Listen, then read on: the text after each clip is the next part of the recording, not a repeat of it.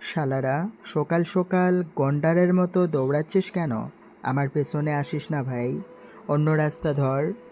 সাদের সিঁড়ি বেয়ে উপরে ওঠা অবস্থায় কথাটা বলে প্রিয়ম। তার কিছু সিঁড়ি পেছনেই সানি। হাঁপাচ্ছে সে, সেই অবস্থায় বলে ওঠে। মাফ করো ভাই, থামতে পারছি না। আপাতত ছাদে গিয়ে দরজা বন্ধ করলেই বাঁচি। প্রিয়ম সাদে পা রাখতেই সানি তার উপর হুড়মুড় করে পড়ে যায়। প্রিয়মের হুঁশ জ্ঞান নেই, সে শুধু সানির একটা সতর্কবাণী শুনতে পায়। আমার নিজের উপর কন্ট্রোল নেই, সরো। কিন্তু ততক্ষণে তারা দুজনেই চিৎপটাং।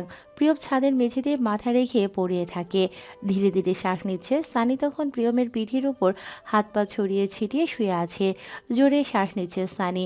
মীরা হন্তদন্ত হয়ে এগিয়ে আসে, ছাদের দরজা সশব্দে বন্ধ করে দেয়। দ্রুত পদে এগিয়ে এসে সানির হাত থেকে টান দিয়ে কাগজটা নিয়ে নেয়।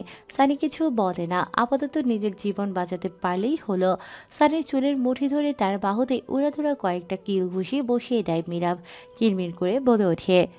শালা আরো দৌড় করাবি আমায়, বল। ছাড় বাপ, কথা বলার এনার্জি নেই, দূরে গিয়ে মশালা। বলেই মীরাবকে ঠেলে সরিয়ে দেয় সানি। প্রিয়ম নিচ থেকে চেঁচিয়ে ওঠে। হারামখোরের দল, আমার উপর থেকে ওঠ বলছি, না হলে পাছায় আগুন লাগিয়ে ব্লাস্ট করে দেব। সানিকে টেনে হিঁচড়ে প্রিয়মের ওপর থেকে ওঠায় মীরাব। সে নিজেও হাঁপিয়ে গিয়েছে। তিনজন মেঝেতে বসে পড়ে। প্রিয়ম পিঠে হাত রেখে জোরে জোরে শ্বাস নিচ্ছে। আরেকটু হলেই দম বন্ধ হয়ে যেত। একটানে মীরাবের হাত থেকে কাগজ টেনে নেয় প্রিয়ম। ভাঁজ খুলতেই তার চক্ষু ছাড়া বড়া। বাঁকা চোখে তাকায় মীরাবের দিকে, ভ্রু নাচিয়ে বলে। হো আমার পরাণের মুরগির দানা, তোমায় ছাড়া আমি বাঁচি না। সংসার বাঁধো আমার সাথে, উপহার দেব তোমায় ডজন খানেক কবুতরের ছানা। বাকিটা পড়ার আগে মীরাব সেটা ছো মেরে নিয়ে নেয়। হাতের মুঠোয় কাগজটা চেপে ধরে চিবিয়ে চিবিয়ে বলে। তোর মুখে বাস দেবো শালা, নিজে বড়টার পেছনে পড়ে আছো, আমি কিছু বলেছি? বড় ও পেছনে পড়ে থাকতেই পারি, তুই নিজেকে দেখ আর দানাকে দেখ, ও তো মুরগির দানার মতোই এখনো ছোট। প্রিয়মের কথায় মীরাব এক ভ্রু উঁচিয়ে বলে। তোর সমস্যা কি? রোদের পেছনে কি পড়েছি আমি? তুই কেন আমার দানার পেছনে পড়েছিস? ব্যঙ্গ করে ওঠে প্রিয়ম। হ্যাঁ, আমার দানা, তোর দানা কোন জায়গা দিয়ে পড়ে দেখা দেখি। মীরাব ও প্রিয়মের মধ্য থেকে সানি মৃদু স্বরে ধমকে ওঠে। চুপ কর তোরা, এত সুখ তোদের, দুজনেই মেয়েদের পেছনে পড়ে আছিস। তাছাড়া আবরণ যদি তার চেয়ে 2 বছরের সিনিয়রকে বিয়ে করতে পারে, মীরাব কেন তার চেয়ে ছোট কাউকে বিয়ে করতে পারবে না? বিয়ে তো এখন করছে না, পরে করবে। আপাতত পটিয়ে রাখবে। বন্ধু হিসাবে আমাদের উচিত তাকে সাহায্য করা। এখন তোরা চুপ কর। আঙ্কেল সেই কখন বলেছিল বাবুর্চির সাথে কথা বলার জন্য, তোদের চিপায় পড়ে সব ভুলে গিয়েছে। সর যা, ছাগলের দল। লম্বা বক্তব্য দিয়ে জোরে শ্বাস টানে সানি। প্রিয়ম কিংবা মীরাব কারো দিকেই তাকায় না সে। হন্তদন্ত হয়ে দরজা খুলে নেমে আসে ছাদ থেকে। প্রিয়ম মীরাব গলাগলি করে দাঁড়িয়ে রয়, তাকিয়ে থাকে সানির গমন পথে। ফোঁস করে শ্বাস টানে মীরাব। প্রিয়ম মীরাবের বুকের উপর এক হাত রেখে বলে। ওর জীবনেও কেউ আসুক, দেখুক কাউকে ভালো লাগলে ভেতরে কেমন ফিল আসে। আসলে ভাই, মশলা মশলা ফিলিংস আসে, যেটা এখন আমাদের আনতে যেতে হবে, চল। প্রিয়ম মীরাব মুখ বেজার করে নেমে আসে ছাদ থেকে। ধূপধাপ পা ফেলে শব্দ করে হাঁটছে তারা, যেন সিঁড়ি নিয়ে একেবারে নিচ তলায় পড়বে। চোখে মুখে আলো এসে ঠেকতেই কপাল কুঁচকে আসে শ্রেয়নার। নিজেকে আড়াল করতে চায়, ব্যর্থ হয় সে। হাতের কাছে রোজকার মতো কম্বল নেই, না আছে ওড়না। কিছুক্ষণ ওভাবে মোচড়ামুচড়ি করে, তড়িঘড়ি করে উঠে বসে শ্রেয়না। দুহাতে মুখ ঢেকে কিছুক্ষণ বসে রয়। কয়েক সেকেন্ড পর মুখ থেকে হাত সরিয়ে ডানে বামে ঘাড় ঘোরায়। পর মুহূর্তেই হাঁটু অবধি উঠে আসা শাড়িটা ঠিক করে নেয়। বুকে হাত রেখে পরপর ঢোক গেলে শ্রেয়রা।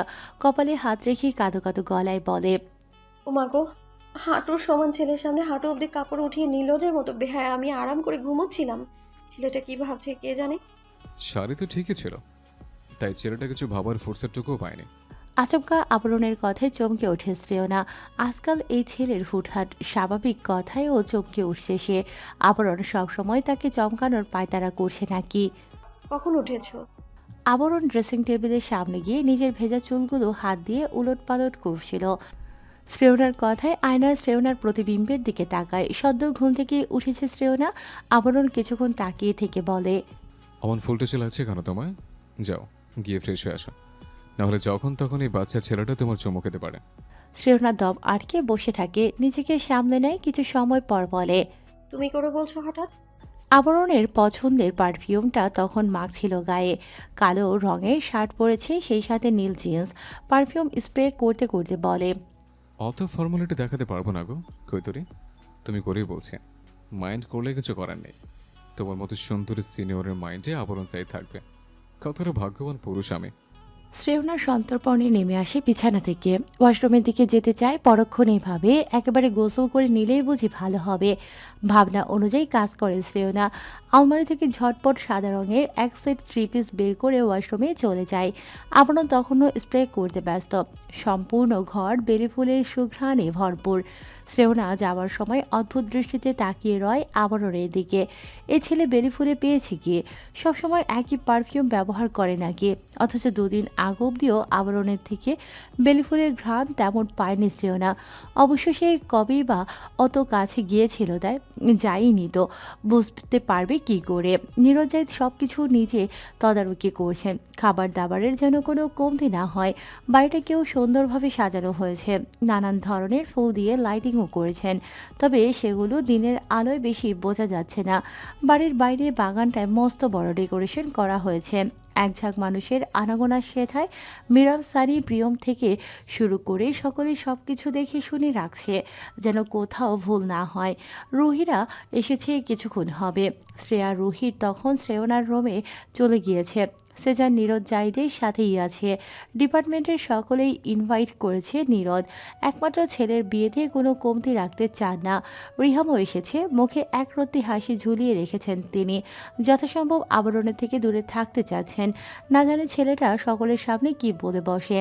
তাছাড়া সিনহা তো আসেই ওনাকে খোঁচানোর জন্য। কিছুক্ষণ পরপর গলা বাড়িয়ে উকিঝুঁকি দিচ্ছে আবরণ আসে কিনা। রিহাম বেশ বিরক্ত হচ্ছেন এতে। সিনহাকে ধমক দিয়েও দমিয়ে রাখতে পারছেন না, আর না নিজের আতঙ্কটাকে প্রকাশ করতে পারছেন। বড়ই বিপদে আছেন তিনি। শ্রেয়না, কেমন আছো? রুহিকে দেখে ঠোঁট এলিয়ে হাসে শ্রেয়না। শ্রেয়া ততক্ষণে দৌড়ে গিয়ে আপুর কোলে চেপে বসেছে। দানা রোদ পাশেই ছিল। রুহিকে আসতে দেখে দুমন ব্যালকনিতে চলে যায় ছবি ওঠাতে। এতক্ষণ যাবৎ নতুন বউকে ঘিরেই বসেছিল তারা। তুষিও এসেছে, সে বাড়িটা ঘুরে ঘুরে দেখতে ব্যস্ত। মিশান তাহিয়ার তো আছেনি, তুষি তার সাথেই। যদিও লোভনা জাইদের তেমন পাত্তা নেই, বেশি মানুষের মাঝে থাকলে তার মাথা ধরে যায় অল্পতেই, তাই নিজের কক্ষে বিশ্রাম নিচ্ছেন। সব ঠিকঠাক তো? তোমাকে কিন্তু বেশ সুন্দর লাগছে। শ্রেয়রা মুচকি হেসে রুহির দিকে তাকায়। আজ রুহিকে অন্য দিনের তুলনায় আলাদা লাগছে। চেহারার উজ্জ্বলতা যেন এক রাতেই কয়েক গুণ বেড়ে গিয়েছে। অবাক হলেও ভালো লাগলো শ্রেয়নার। আবরণ তোমাকে সাদা পরিয়ে রাখবে নাকি সারা জীবন? বিয়েতে সাদা শাড়ি, রিসেপশনে সাদা লেহেঙ্গা, ব্যাপার কি? রুহি ভ্রু নাড়িয়ে শুধায় শ্রেয়নাকে। শ্রেয়না ভেবে পায় না কি বলবে। আবরণের পছন্দেই গায়ে সাদা লেহেঙ্গা জড়িয়েছে। এসব আবরণই পাঠিয়ে দিয়েছিল। সকাল থেকে আর কক্ষে আসেনি সে। কেন মন্দ লাগে সাদা পোশাকে? রুহি শ্রেয়নাকে হালকা জড়িয়ে ধরে হাসি মুখে বলে, অসম্ভব সুন্দর লাগছে তোমায়। কারো নজর না লাগুক, আবরণেরও পছন্দ আছে বলতে হবে। মানুষের সাথে সাথে কাপড়ের চয়েসও দারুণ। শ্রেয়না হাসে, যাকে বলে প্রাণ খোলা হাসি। শ্রেয়া চট করে নেমে পড়ে শ্রেয়নার কোল থেকে, বোনের দিকে তাকিয়ে বলে, আমি আবরণ জাইদের সাথে দেখা করে আসি। মনে হচ্ছে এক যুগ ধরে কথা হয় না তার সাথে। তোমরা থাকো। দেরি করে না শ্রেয়া ছোট্ট ছোট্ট পায়ে দৌড়ে বের হয়ে যায় কক্ষ থেকে। রুহি সেদিকে তাকিয়ে দীর্ঘশ্বাস ফেলে। শ্রেয়নার দিকে তাকিয়ে কিছুটা ঘেঁষে বসে তার কাছে। কিছু বলবে ভাবি? শ্রেয়নার উৎসুক কণ্ঠ। রুহি শ্রেয়নার দুবাহু মৃদু শক্ত করে চেপে ধরে। চোখ জোড়া ছলছল করে ওঠে তার। ঠোঁট কাঁপিয়ে শ্রেয়নার চিন্তার ভঙ্গিতে রুহির দিকে সিটিয়ে বসে। হঠাৎ এহেন পরিবর্তন কেন রুহির? নরম কণ্ঠে শোধায়, ভাবি ভাইয়ার সাথে কি ঝামেলা হয়েছে? কোনো সমস্যা? রুহি কিছু বলে না, নিশ্চুপ হয়ে তাকিয়ে থাকে শ্রেয়নার মুখের দিকে। গাল বেয়ে কয়েক ফোঁটা অশ্রু গড়িয়ে পড়ে তার। অজানা আতঙ্কে শ্রেয়নার বুক কাঁপে। আমরা 4 জন থেকে 5 জন হতে চলেছি শ্রেয়না। রুহিকে ধরা হাত আলগা হয়ে আসে শ্রেয়নার। বিস্ময়ে ঠোঁট দুটো ফাঁক হয়ে যায় তার। চোখ বড় বড় করে তাকায় রুহির দিকে। রুহি তখনও হাসি মুখে তাকিয়ে আছে, গাল বেয়ে পানি গড়িয়ে পড়ছে।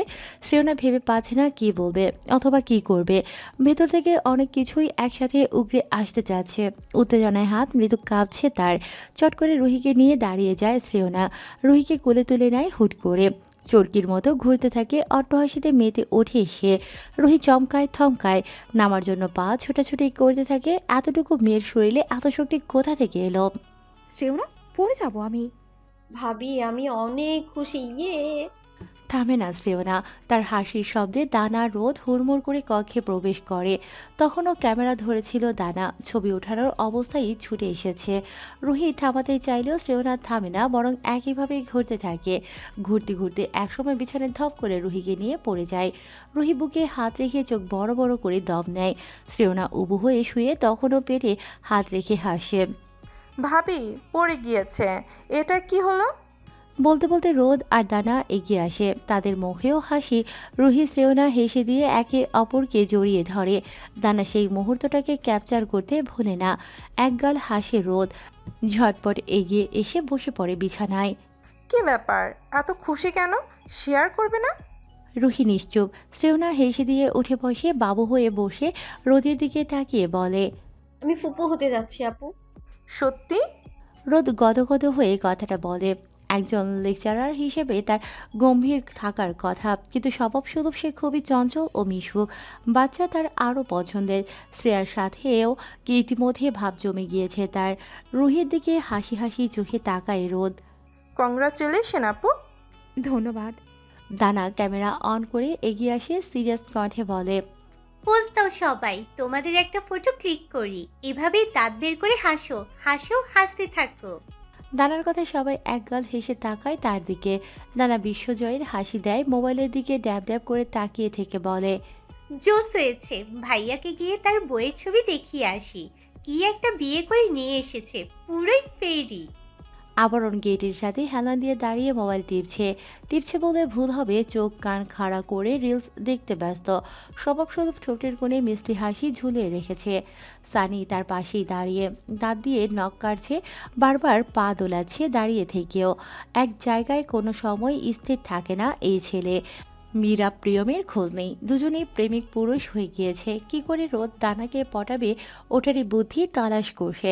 সানি ফোঁস করে শ্বাস টানে। আবরণকে রেখে কোথাও গিয়েও লাভ নেই। টেনে হিসড়ে নিজের সাথে দাঁড় করিয়ে রেখেছে।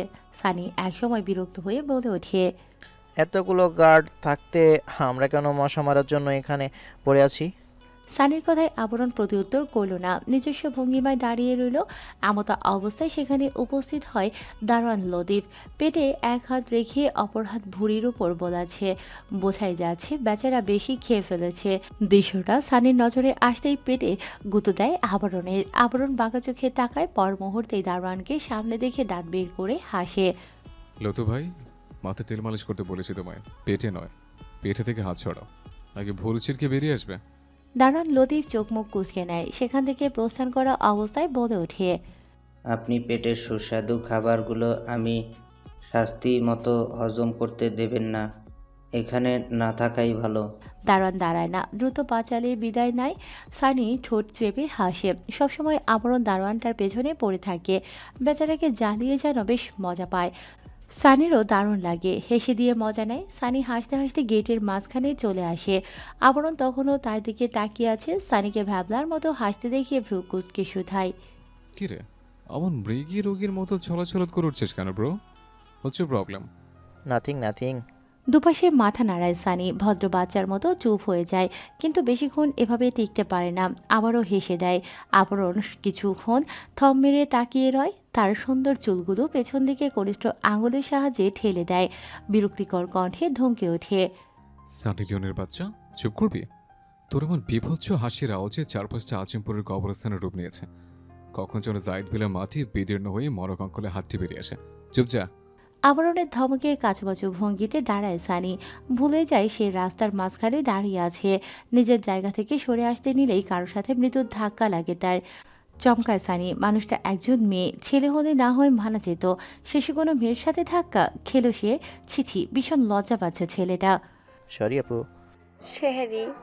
মেয়েটার কথায় থতমত খেয়ে যায় সানি। ড্যাব ড্যাব করে তাকায় মেয়েটার দিকে, নিম্ন স্বরে বলে, কিন্তু আপু, এটা তো বিয়ে বাড়ি।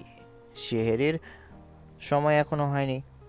হয়তো ভুল ঠিকানায় চলে এসেছেন। কষ্ট করে সঠিক ঠিকানাটা বললে আপনাকে সাহায্য করতে পারি। মেয়েটা আপাতমস্তক পরক করে নেয় সানির। সানি কাচমচো ভঙ্গিতে দাঁড়িয়ে থাকে। সে কি কিছু ভুল বলে ফেলেছে? অমন করে দেখার কি আছে?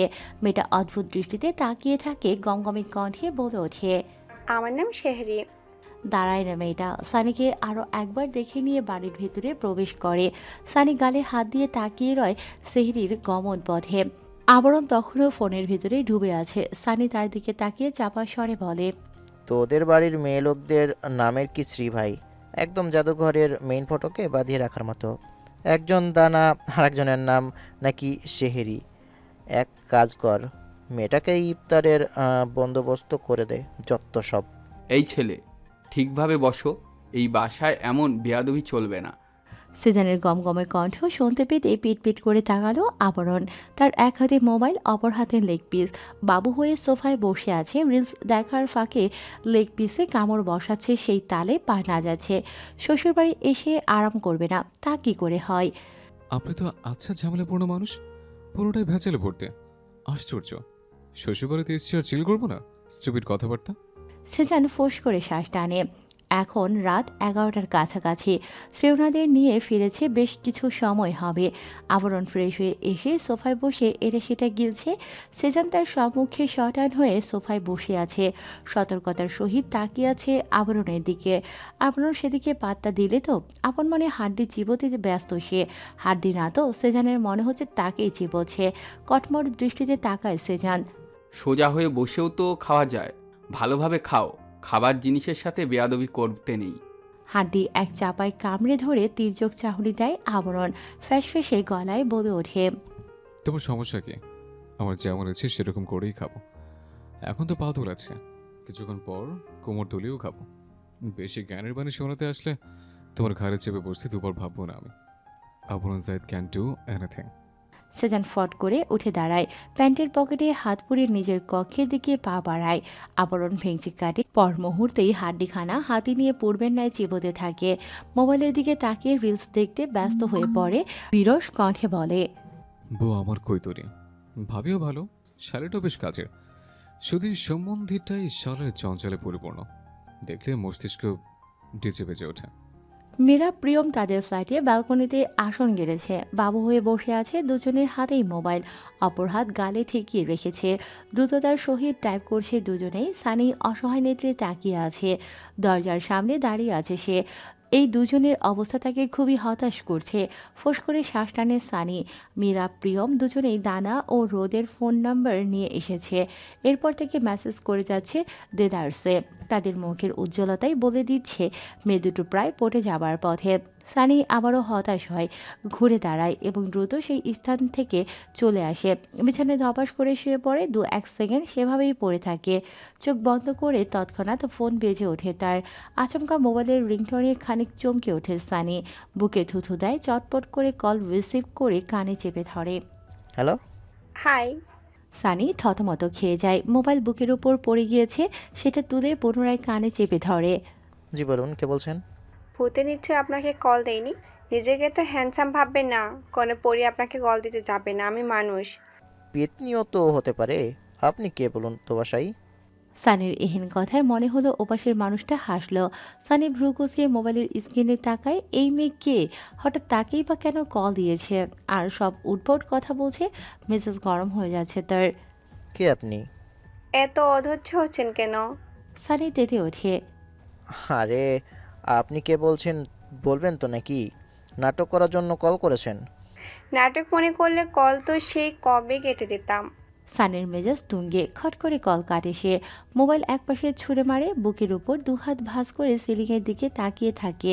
মনে মনে কিছু ভাবে সে। কোথাকার কোন মেয়ে কল করে ফাত্রামি করছে তার সাথে। যত সব। পুনরায় রিংটনের শব্দে চোখ মুখ কুঁচকে নেয় সানি। কিন্তু কল ধরে না। বাঁচতে বাঁচতে দম বন্ধ হয় সেটা।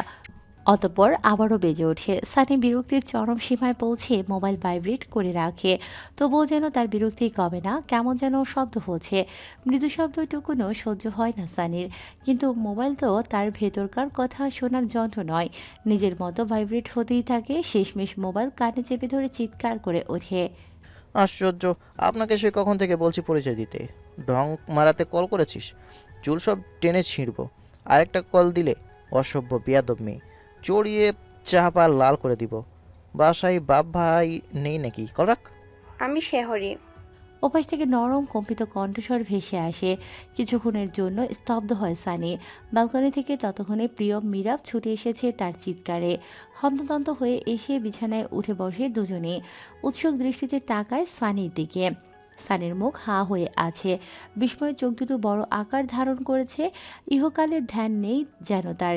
কে জানে মেয়েটার সামান্য কথায় এমন রিয়েকশন কেন দিচ্ছে। অনাকাঙ্ক্ষিত কল পেয়ে একটু বেশি কি অবাক হলো সে। শ্রেয়নাকে খুঁজতে খুঁজতে একসময় ছাদে চলে আসে আবরণ। সম্পূর্ণ ফ্ল্যাট তন্ন তন্ন করে খুঁজেছে। অবশেষে শ্রেয়াকে ঘুষ দিয়ে শ্রেয়নার খোঁজ নিয়েছে সে। এত রাতে মেয়েটা ছাদে কী করছে? এটা তো ভালো লক্ষণ নয়। দ্রুত ছাদের দরজা খুলে প্রবেশ করে আবরণ। ছাদের বাম সাইডের কার্নিশ ঘেঁষে দাঁড়িয়ে আছে শ্রেয়না। লম্বা চুলগুলো মৃদু বাতাসে দোল খাচ্ছে। তার দৃষ্টি মনে হয় সম্মুখে স্থির। একদম শর্টান হয়ে দাঁড়িয়ে আছে শ্রেয়না। আবরণ লম্বা কদমে এগিয়ে আসে শ্রেয়নার নিকট। ঠিক তার পেছনে এসে দাঁড়ায়। কোনো রকম শব্দ না করে আচমকাই দুবাহু মৃদুভাবে চেপে ধরে সামনের দিকে ঝুঁকায়। শ্রেয়না মনে হয় চমকে উঠল। তড়িঘড়ি করে রেলিং চেপে ধরল। তাকে কিছু বলার সুযোগ না দিয়ে দাঁতের দাঁত চেপে বলে ওঠে আবরণ। কতরে ছাও ফেলে দে। এত রাতে ছাদে কোন নাগরকে গ্রিন সিগন্যাল দিতে এসছ? আমি তো ভেতরে বসে আছি। বরের খেয়াল না রাখে এখানে কি? শ্রেয়না দম নিল। আবরণের হাত থেকে নিজের বাহু সন্তর্পণে ছুটিয়ে নিয়ে ঘুরে তাকায়। চোখাচোখি হয় আবরণের সাথে। আবরণ ভ্রু কুঁচকায়। স্বভাবসুলভ কপালে ভাঁজ পড়ে তার। শ্রেয়নাকে ভাবলেশীনভাবে তাকিয়ে থাকতে দেখে নাক কুঁচকায়। কথা বলো না কেন? বকাও দিচ্ছ না। সমস্যা কি সিনিয়র? আগে দূরে সরো, অশুভর মতো কাছে ঘেসছো কেন? আবরণ মনে হয় পাত্তা দিল না। গা ছাড়া ভাব নিয়ে বলল, বর তোমার, সম্মান দাও। কিছু এক্সট্রা খাতির যত্ন করো। সেসব না করে ছাদে মরতে এসছ? শ্রেয়না নিশ্চুপ। শান্ত চাহনি তার। আবরণের চোখ থেকে দৃষ্টি ফেরায় না। তার এহেন চাহনি দেখে কিছুক্ষণের জন্য ভরকে যায় আবরণ। টোকা দেয় শ্রেয়নার কপালে। বাম হাতে কপাল ডলে শ্রেয়না। দৃষ্টি ঘুরিয়ে অন্যদিকে তাকায়। চলো ফ্ল্যাটে চলো, রাত অনেক, ঘুমাবো এখন। ভালোবাসা কি আবরণ? এমন পরিস্থিতিতে শ্রেয়নার এহেন প্রশ্ন কর্ণধারে এসে ঠেকতেই ঘাড় বাঁকিয়ে তাকায় আবরণ। প্রস্থান করার জন্য পা বাড়িয়েছিল, কিন্তু সম্পূর্ণভাবে কদম ফেলতে পারে না। তার আগে শ্রেয়নার প্রশ্নে ঘুরে তাকায় সেদিকে। শ্রেয়না নির্বিকার, যেন সে স্বাভাবিক একটা প্রশ্ন করেছে। স্বাভাবিকই তো। শ্রেয়নার কাছে সত্যিই স্বাভাবিক একটা প্রশ্ন। তার রিয়েকশন দেখে সেটাই মনে হচ্ছে। শ্রেয়না হাত দুটো বুকে ভাঁজ করে দাঁড়ায়।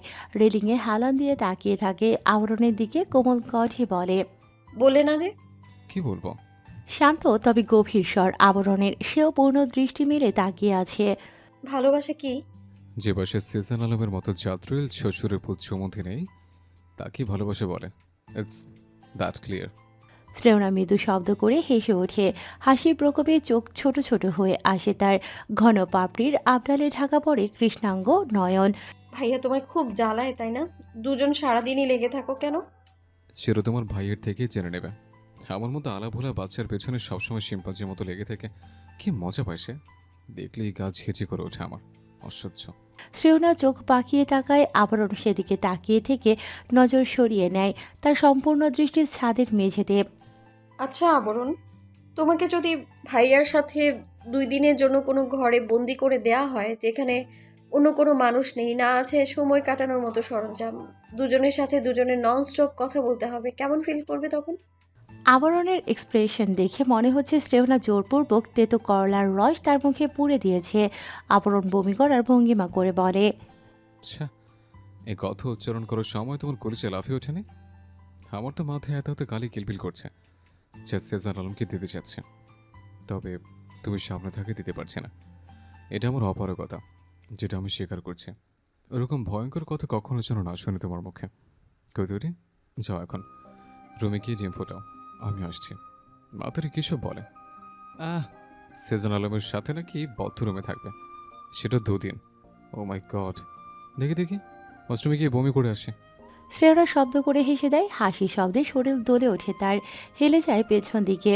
কলেজে ধক করে ওঠে শ্রেয়নার, অজান্তে মুখ ফুটে আর্তনাদ বেরিয়ে আসে, উল্টে পড়ে যায় ছাদ থেকে। আবরণ হতভম্ব নেত্রী তাকায়, ঝড়ের গতিতে এগিয়ে এসে চেপে ধরে শ্রেয়নার হাত।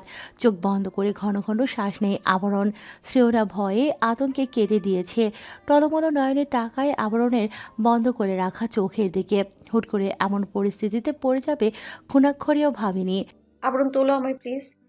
আবরণ চোখ মেলে, শ্রেয়নার নরম হাতখানা নিজের বলিষ্ঠ হাতের মুঠোয় শক্ত করে চেপে ধরে। ঠোঁটে ঠোঁট চেপে শ্রেয়নার হাত টেনে ধরে তুলতে চায় তাকে, কিন্তু দ্রুতই হাত ঘেমে যাওয়ার কারণে ফসকে যেতে চায় শ্রেয়নার হাত। চমকে ওঠে শ্রেয়না, আরও কিছুটা শক্ত করে চেপে ধরে বলে, ছেড়ো না প্লিজ, ছেড়ো না। নিচের দিকে তাকায় শ্রেয়না, বুকের ভেতর ছলাৎ করে ওঠে। এখান থেকে পড়লে মৃত্যু নিশ্চিত। কেন এদিকটায় আসতে গেল? রেলিংটা নড়বড়ে হয়ে গিয়েছে, ঠিক করার জন্য সকালে মিস্ত্রি আসবে। ছাদে আসার সময় তুষির থেকে শুনেই এসেছিল, আর সে কিনা সব ভুলে এখানেই আসলো। এবার কি হবে? ছেড়ো না আবরণ, এখান থেকে পড়লে আর বাঁচতে পারবো না। কাপা কাপা গলায় কথাটা বলে শ্রেয়না। আমরণ আলগোছে টেনে তুলতে থাকে। শ্রেয়নার চোখ দিয়ে পানি পড়ছে, কোনো এক কারণে ফোপাতে পারছে না, প্রায় তুলে ফেলেছে। প্রচুর শক্তি ব্যয় করতে হচ্ছে আবরণকে, এমন বেকায়দায় পড়েছে তুলতেও হিমশিম খাচ্ছে সে। বারংবার হাত ছুটে যেতে চাচ্ছে, বুঝতে পারছে না আবরণ কি করবে। এভাবে কি টেনে তুলতে পারবে? আবরণ ছেড়ো না প্লিজ। হুম, ছাড়বো না। চোখ বন্ধ করে দাঁতের দাঁত চেপে জোরে টান দেয় আবরণ। শ্রেয়না আর সে হুড়মুড় করে ছাদের মেঝেতে হুমড়ি খেয়ে পড়ে। আবরণের পেটের ওপর মাথা শ্রেয়নার, হাঁটুতে একটু ব্যথা পেয়েছে, হয়তো কিছুটা ছিলেও গিয়েছে। চোখ বন্ধ করে আবরণের পেটের কাছের কাপড় চেপে ধরে শ্রেয়না। ঘন ঘন শ্বাস ফেলে আবরণেরও একই অবস্থা। মাথায় কিছুটা ব্যথা পেয়েছে, তবে পিঠে একটু বেশিই লেগেছে হয়তো। কেমন চিনচিন ব্যথা করছে, কপাল ঘেমে একাকার, বুকের ভেতর ঢিপ ঢিপ করছে। শ্রেয়না হামাগুড়ি দিয়ে এসে আবরণের বুকে মাথা রাখিয়ে শক্ত করে জড়িয়ে ধরে তাকে। আবরণ দাঁত দিয়ে নিচের পাটির ঠোঁট চেপে ধরে, এক হাত রাখিয়ে শ্রেয়নার পিঠে চোখ খিচে বন্ধ করে নেয়। ভয় পেয়েছ? আবরণ থেমে থেমে কথাটা বলে। শ্রেয়না দম নেয়, শরীর এখনও কাঁপছে তার। কি একটা অঘটন ঘটে গেল। যদি আবরণ তাকে না তুলতে পারত, কি হতো শ্রেয়নার? এতক্ষণে নির্ঘাত নিচে গিয়ে পড়তো, তার দেহটা ছিন্ন ভিন্ন হয়ে যেত কি? চোখ খিচে বন্ধ করে নেয় শ্রেয়না, দ্রুত শ্বাস নিতে থাকে। এখনও আবরণের শার্ট চেপে ধরে আছে। আবরণ শ্রেয়নাকে শুইয়ে দিয়ে তার উপর উঠে আসে, গালে হাত রেখে তাকিয়ে থাকে নির্নিমেষ। শ্রেয়নার গাল ভেজা, সে নিজেও ঘেমে গিয়েছে। কপালে কপাল ঠেকায় আবরণ, শুকনো ঢোক গিলে শক্ত কণ্ঠে বলে, এত রাতে আরো ছাদে আসবে? শ্রেয়নার কথায় আবরণ হালকা হাসে। আমি নিয়ে আসবো যখন তোমার মন চাইবে। হুম। কপালে কপাল ঠেকিয়ে খানিক ঘেঁষে আবরণ, তার গরম নিঃশ্বাস শ্রেয়নার চোখে মুখে এসে পড়ে। আবরণের কাজ চেপে ধরে থাকে। আবরণ মেঝেতে শুয়ে শ্রেয়নার নরম দেহটা একটানে নিজের বুকের উপর ফেলে। শ্রেয়নার চোখ খিচে বন্ধ করে নেয়, চুপচাপ পড়ে থাকে আবরণের বুকে। আবরণ হাত চাপড়াতে থাকে শ্রেয়নার পিঠে, চোখ বন্ধ করে রাখে আবরণও, যেন অনুভব করতে যাচ্ছে শ্রেয়নার ছোঁয়া। ভালোবাসা মনে বোঝো? শ্রেয়না নিশ্চুপ, থম মেরে পড়ে থাকে আবরণের বুকে। আবরণ দীর্ঘশ্বাস ফেলে, খোলা আকাশের দিকে তাকিয়ে থেকে বলে ওঠে, বুকের ভিতর হাতুড়ি পেটের আওয়াজ শুনতে পাচ্ছ? হ্যাঁ। এটাই ভালোবাসা। শ্রেয়না চট করে মাথা উঁচিয়ে তাকায় আবরণের মুখপানে। বিরক্ত হয় আবরণ, পুনরায় শ্রেয়নার মাথা নিজের প্রশস্ত বুকটায় ঠেসে ধরে। চোখ বন্ধ করে নেয় আবারও, জিভ দিয়ে ঠোঁট ভিজিয়ে বলে, শুকনো পথে যেমন দাও দাও করে আগুন জ্বলে, মুহূর্তে পুড়ে ছাই হয়ে যায়, সেরকমভাবেই তোমার দুঃখে আমার অন্তর পুড়ে। বড় আগমনের পূর্বে যেমন বিদ্যুৎ চমকায় না, সেরকমভাবেই তোমার বেদনা মিশ্রিত আদলখানি আমার মুখে সখানিক বজ্রপাত ঘটায়। এই বজ্র বেদনার নাম কি জানো? ভালোবাসা। মিশান তাহিয়ার কিচেনে ব্যস্ত, মাথাটা ধরেছে। এক কাপ কড়া লিকারের চা খেলে মন্দ হয় না। তাছাড়া বাসায় তেমন কেউ নেই। রোদ দানা নিজেদের কক্ষে, মিসেস লুবনার লিভিং রুমে। মিশান ভাবল তার জন্য এক কাপ নিয়ে গেলে ভালোই হয়। ভাবনা অনুযায়ী কাজ করে মিশান। চা করে দু হাতে 2 কাপ নিয়ে হাঁটা দেয়। লিভিং রুমে এসে চায়ের কাপটা এগিয়ে দেয় লুবনার দিকে। লুবনা চোখ তুলে তাকায়, মৃদু হেসে চায়ের কাপ হাতে নেয়, নিজের পাশে জায়গা করে দেয় মিশানকে। ভাবছি জলদি চলে যাব। বলেই চায়ের কাপে চুমুক দেয় লুবনা। মিশান কিছুটা নড়ে চড়ে বসে, মনোযোগ দেয় লুবনার কথায়। তা কেন? আরও কিছুদিন থেকে যাও। রোদের ভার্সিটি আছে, দানার স্কুল মিস যাচ্ছে, ম্যানেজার আর কতদিনই বা ওদিকটা সামলাবে, যেতে তো হবেই। যাবে, সমস্যা নেই, দেরি করে যাবে। না হলে দানাকে এখানেই ভর্তি করিয়ে দাও। রোদ না হয় এখানকার কোনো ভার্সিটিতে জয়েন হবে, থেকে যাও। লুবনা তাকায় মিশানের দিকে। মেয়েটা আসলেই সুন্দর, কথাবার্তাও বেশ মার্জিত, ভালোই লাগে তার কাছে। ওখানে অত বড় ব্যবসা কে দেখবে? ম্যানেজার আছেন না, আবরণ এখানকার ব্যবসা সামলাবে না হয়, মাঝে মধ্যে সেখানেও যাবে। তাছাড়া বিশ্বস্ত লোক তো আছেই। লুবনা গভীর ভাবনায় নিমজ্জিত হয়। চায়ের কাপ এখনও হাতের মুঠোয়, সেরকম গরম লাগছে না, বরং ভালো লাগছে লুবনার। একটু সময় নিই, দেখি কি করা যায়।